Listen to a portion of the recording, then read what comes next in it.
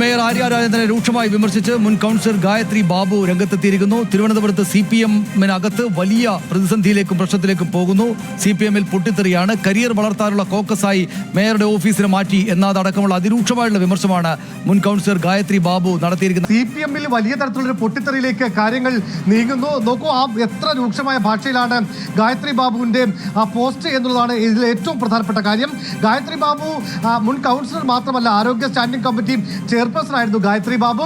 ഇപ്പോൾ നിലവിൽ വഞ്ചൂരിൽ നിന്ന് ജയിച്ച വഞ്ചൂർ ബാബുവിന്റെ മകളാണ് ഗായത്രി. ഗായത്രിയുടെ ആ പോസ്റ്റ് വായിച്ചാൽ എത്രമേൽ ഗുരുതരമായ വിമർശനങ്ങളാണ് എന്ന് നമുക്ക് പറയേണ്ടി വരും. പാർട്ടിയേക്കാൾ വലുതാണെന്ന ഭാവം, അധികാരപരമായി തന്നേക്കാൾ താഴ്ന്നവരോടുള്ള പുച്ഛം, അധികാരപരമായി മുകളിലുള്ളവരെ കാണുമ്പോൾ മാത്രമുള്ള അതിവിനയം, മാത്രമല്ല കരിയർ ബിൽഡിങ്ങിനുള്ള കോക്കസാക്കി സ്വന്തം ഓഫീസിനെ മാറ്റിയെടുക്കൽ, തന്നെ കാണാൻ പുറത്തു വന്നിരിക്കുന്ന 4 ആളെ കാണാൻ കൂട്ടാക്കിയിരുന്നുവെങ്കിൽ പ്രാദേശിക നേതാക്കളുടെയും സഖാക്കളുടെയും ആവശ്യങ്ങൾ കേൾക്കാനുള്ള പരിഗണനയെങ്കിലും കാണിച്ചിരുന്നെങ്കിൽ, കൗൺസിലിനുള്ളിൽ ഒരു നല്ല ടീം ഉണ്ടാക്കിയെടുത്തിരുന്നുവെങ്കിൽ കുറഞ്ഞ പക്ഷം ഇത്രയും കനത്തിലാകുമായിരുന്നില്ല തിരിച്ചടി. അതായത് ആര്യക്കെതിരെ പാർട്ടിയിൽ കഴിഞ്ഞ കുറേ നാളുകളായി കേൾക്കുന്ന ആരോപണങ്ങൾ എല്ലാം തുറന്നടിച്ചിരിക്കുകയാണ് ഗായത്രി ബാബു.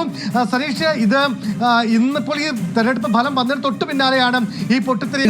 ഗായത്രി ബാബു ഇപ്പോൾ ആ പോസ്റ്റ് പിടിച്ചിട്ടുണ്ട്. പോസ്റ്റ് ഓൺലി മീ ഔട്ട് ആക്കിയിട്ടുണ്ട്, അവരത് പിടിച്ചിട്ടുണ്ട്. പക്ഷേ ഇപ്പോൾ ഇങ്ങനെയാണത്.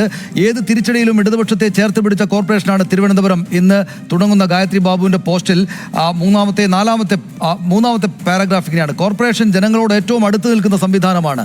ജനങ്ങളോട് ഇഴുകിച്ചേർന്ന് വേണം പ്രവർത്തിക്കാൻ. ഏത് മുക്കിലും സധൈര്യം ഇറങ്ങിച്ചെല്ലാൻ മുമ്പുള്ള മേയർമാർക്കും അവരുണ്ടാക്കിയ ടീമിനും കഴിഞ്ഞിരുന്നത് ഈ ജൈവനാഡീ ബന്ധത്തിലാണ്. ആ ജനകീയതയാണ് നഗരത്തിലെ പാർലമെന്ററി പ്രവർത്തനത്തിൽ LDF-നെ മുന്നോട്ട് നയിച്ചിരുന്നത്. ഇക്കഴിഞ്ഞ 5 വർഷം കൊണ്ട് ഈ ജനകീയതയാണ് ഇല്ലാതാക്കിയത്. പാർട്ടിയേക്കാൾ വലുതാണെന്ന ഭാവവും, അധികാരപരമായി തന്നെക്കാൾ താഴ്ന്നവരോടുള്ള പുച്ഛവും, അധികാരപരമായി മുകളിലുള്ളവരെ കാണുമ്പോൾ മാത്രമുള്ള അതിവിനയവും ഉൾപ്പെടെ കരിയർ ബിൽഡിങ്ങിനുള്ള കോക്കസാക്കി സ്വന്തം ഓഫീസ് മാറ്റിയെടുത്ത സമയം തന്നെ കാണാൻ പുറത്തു വന്നിരിക്കുന്ന 4 ആളെ കാണാൻ കൂട്ടാക്കിയിരുന്നെങ്കിൽ, പ്രാദേശിക നേതാക്കളുടെയും സഖാക്കളുടെയും ആവശ്യങ്ങൾ കേൾക്കാനുള്ള പരിഗണനയെങ്കിലും കാണിച്ചിരുന്നെങ്കിൽ, കൗൺസിലിനുള്ളിൽ തന്നെ ഒരു നല്ല ടീം ഉണ്ടാക്കിയിരുന്നെങ്കിൽ കുറഞ്ഞപക്ഷം ഇത്ര കനത്തിലാകുമായിരുന്നില്ല തിരിച്ചടി.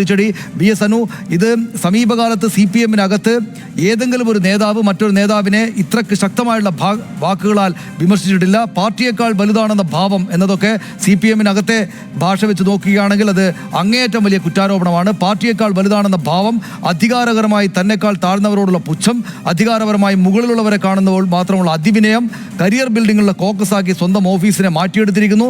തന്നെ കാണാൻ പുറത്തു വന്നിരിക്കുന്ന 4 ആളെ കാണാൻ കൂട്ടാക്കിയില്ല. പ്രാദേശിക നേതാക്കളുടെയും സഖാക്കളുടെ ആവശ്യങ്ങൾ കേൾക്കാനുള്ള പരിഗണന കാണിച്ചില്ല. ആര്യ രാജേന്ദ്രനെതിരെ പ്രതിപക്ഷം പോലും ഉന്നയിക്കാത്ത അത്രയ്ക്ക് ശക്തമായിട്ടുള്ള അതിശക്തമായിട്ടുള്ള വിമർശനം, രൂക്ഷമായിട്ടുള്ള വിമർശനം